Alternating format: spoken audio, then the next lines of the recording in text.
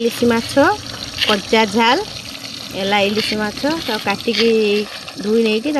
लुण हल्दी गुले देती मोर मसला गोटे पेस्ट पुस्त आउला सोरिष जीरा धनिया कंचा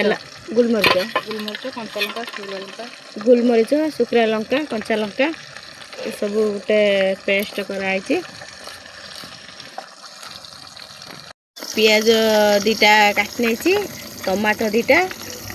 4-5टा कंचा लंका गोटे कड़ाई बसई देनी तो ये सोरिष तेल तो कंचा माछ कले सोरिष तेलटा ही दब भल लगे तेल तातिला पर ये पियाज काटिक रखी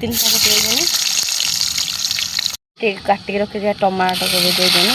तो ये टमाटो भाजी हो गला तो जो पेस्ट कर रखी मसला देदेवा पेस्ट देवेनि 2-3 चामच दिज्व मसला देवी हल्का कषिया बेसी कषिएनि अल्प कषा हे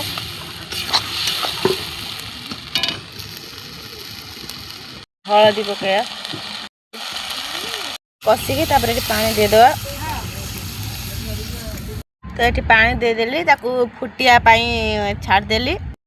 फुटी गला माछ एबे देदबा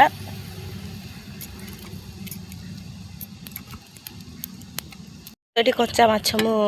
देदेली सब सीझापी माछटा सीझापी घोड़नी देदबा ढाकीदबा टिके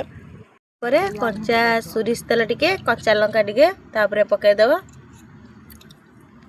गला रेडी पूरा कंचा माछ झोल।